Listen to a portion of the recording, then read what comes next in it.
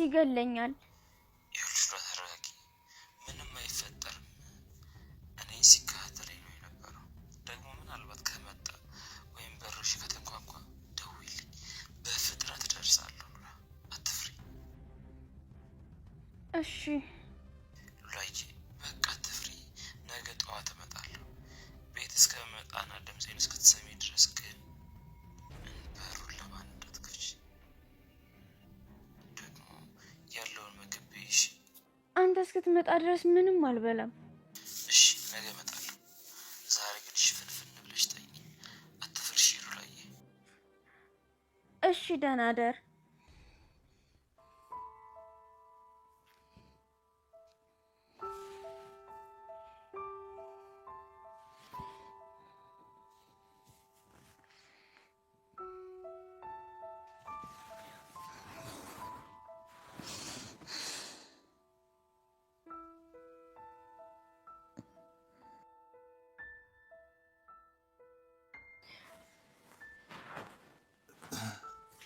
እዚህ ተኝ ቅድስት።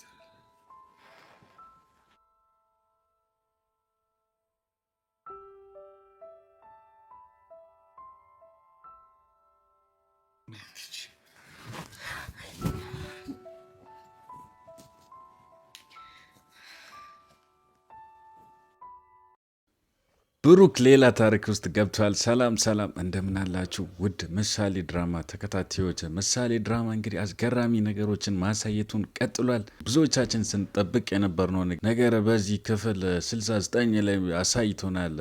ለዚህም ደግሞ እኔ በበኩሌ በጣም ደስ ብሎኛል። ሁላችንም ስንጠብቅ የነበርነው ነገር ብኖር እንግዲህ ብዙ ጊዜ ሆኗታል። እንግዲህ ቅድስት ብሩኬን ካፈቀረች ይህን እንግዲህ ሁላችሁም ታውቁታላችሁ። ኮመንት ሴክሽን ላይ እንግዲህ ብዙዎቻችሁ ሀሳባችሁን እያጋራችሁ ነበራችሁና ከዚህም እንግዲህ ብዙዎቻችሁ የብዙዎቻችሁ ሀሳብ እንግዲህ ቅድስትና ብሩክ ይጋቡ የሚል ሀሳብ ነበርና ይኸው በሀሳባችሁ መሰረት በስተመጨረሻም እኔ ደስ ብሎኛል። እስኪ ብሩኬ ቅድስትን ስለተረዳት ደስ ያላችሁ ሁላችሁም ይህን ቪዲዮ ላይክ አድርጋችሁ እስኪ ደስታችሁን ግለጹ ውድ ቤተሰቦች። በስተመጨረሻ እንግዲህ ክፍል 69 ላይ በጣም የሚገርም ነገር አሳይቷሉ። ብሩክና ቅድስት ደስ ብሎኛል። እኔ በበኩሌ በጣም ደስ ብሎኛል። ቅድስት እንግዲህ ብዙ ጊዜ ስትጠብቀው የነበረው ነገር ነው። እንግዲህ ለእሷ ትልቅ ስኬት ነው ማለት ይቻላል ውድ ቤተሰቦች። ለዚህ ደግሞ እንኳን ደስ አላት። እኔ በበኩሌ እንኳን ደስ አላት ልፈልጋለሁ ነው ውድ ቤተሰቦች። እንግዲህ ትናንት ነው በ69 ክፍል 69 ላይ እንግዲህ እንዳየሆነው ከሆነ እኔ ትንሽ ያልተመቸኝ ነገር ብኖር ከዛ ቤት እንግዲህ እኔ እንደ ግል ሀሳቤ ዳጣ ከዛ ቤት መውጣት አለባት። ፍቅራቸው ላይ መቀስ እየሆነች እንዳያችሁት ምናምን ነገር ምንም ምቾት እየሰጠች አይደለም። ከዚህ ወጣ እሷም የራሷ ህይወት መጀመር ነው ያለባት። እዚህ ቤት ምናምን መቀስ እየሆነች ስለሆነች ምናምን የራሷን ህይወት መጀመር ነው ያለባት የሚል ሀሳብ አለኝ። እስኪ በእኔ ሀሳብ የምትስማሙ ይህን ቪዲዮ ላይክ እያደረጋችሁ እስኪ ሀሳባችሁንም ኮመንት ላይ እየገባችሁት የምትስማሙት እስኪ የተሰማችሁም ነገር ኮመንት ላይ የገባችሁ ሀሳብ አስተያየታችሁን አስቀምጡልኝ ውድ ቤተሰቦች። ሌላው ከዚህ ድራማ ክፍል 69 አሳየው መሀል የሞገስ ጀግንነት ነው።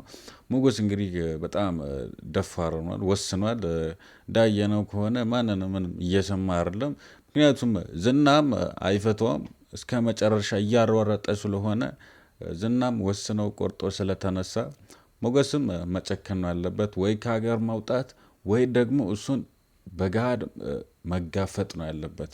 መደባበቅ ከዚህ በኋላ ለሞገስ ህይወትም ለሉላ ህይወትም በጣም መጥፎ ስለሆነ ዝና ጋር የመኖር ምንም አይነት ፍላጎት ስለሌላት ከዚህ በኋላ እሷም ራሴን አጠፋለሁ እያለች ስለምትገኝ እሷ ላይም የሆነ አደጋ ሊያደርስ ይችላል የሚል ስጋት አለኝ።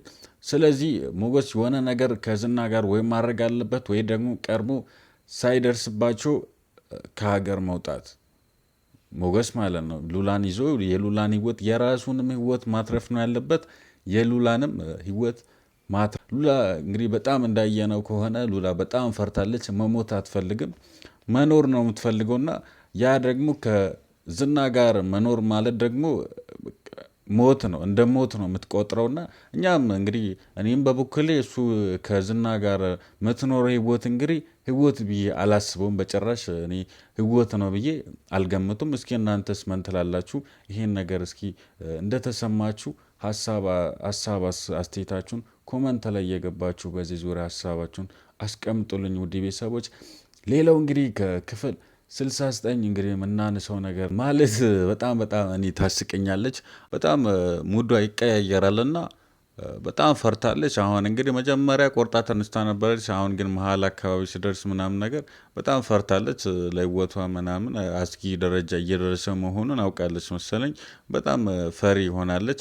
ከዚህ እኔም ማለትን ምለው ነገር ብኖር እንግዲህ ከዚህ መውጣት ነው ያለባት። ምክንያቱም እዚህ እየሰራች ያለችው እንግዲህ ለራሱ ሳይሆን ለዝና ስለሆነ ዝናም እንግዲህ የምፈልገውን ነገር ካደረገ በኋላ እሷን በጨረቃ ላይ ልጥልም ስለምችል ከአሁኑኑ እሷም ራሷን ከዚህ ነገር ማውጣት ነው ያለባት የሚል ሀሳብ አለኝ እና ለዚህ ቻናል ደግሞ አዲስ ሆናችሁ ይህ እንግዲህ ቻናሉ ሪያክሽን ነው። አንዳንድ በምሳሌ ድራማዎች በተለያዩ በአማርኛ ድራማዎች ላይ የራሳችን ሀሳብ አስተያየት፣ እናንተም ደግሞ የራሳችሁን ሀሳብ እንደዚህ ይሁን እንደዚህ አይሁን ምናምን እያላችሁ ሀሳብ አስተያየት በድራማው ዙሪያ ላይ የምታስቀምጡበት ቻናል ስለሆነ ለዚህ ቻናል ቤተሰብ የሆናችሁትን በጣም እያመሰገንኩኝ ለዚህን ቻናል ደግሞ ሳብስክራይብ ያላደረጋችሁት ካላችሁ ሳብስክራይብ እያደረጋችሁ ቤተሰቡን ይላችኋል። ቀጣዩ ክፍል እስክንገናኝ ድረስ ቀጣዩ ክፍል እንግዲህ በጣም መሳጭ ቦታ ነው ያለቀውና ክፍል 69 መሳጩ እንግዲህ እንዳየነው ከሆነ ቅድስትን ብሩክ ተረድቷታል። ሙዷን ምናምን ነገር እንግዲህ በጣም ዘገይቶ ነበረ፣ ግን ብዘገይም ረሱ እኔ በበኩሌ ደስ ብሎኛል። ቅድስትም ደግሞ በጣም ደስታዋን እንግዲህ መቆጣጠር አልቻለችም እንዳየነው ከሆነ። ብዙዎቻችሁም ደግሞ ይህን ደስታ ስትጠብቁ የነበራችሁ ሁላችሁም እንኳን ደስ አላችሁ ልላችሁ እፈልጋለሁ ውድ ቤተሰቦች። በቀጣይ ላይ የሚፈጠሩት ነገሮችን አብረን የምናይ ይሆናል ውድ ቤተሰቦች። እስከዛው ድረስ እናንተም ሀሳብ አስተያየት እያስቀመጣችሁ በድራማው ዙሪያ ላይ የተሰማችሁ ነገር እያጋራችሁ አብራችሁን ቆዩ ይላችኋለን ውድ ቤተሰቦች። በቀጣዩ ክፍል እስከነገናኝ በያላችሁበት ቦታ ሁሉ ሰላማችሁ ይብዛልኝ። ቻው።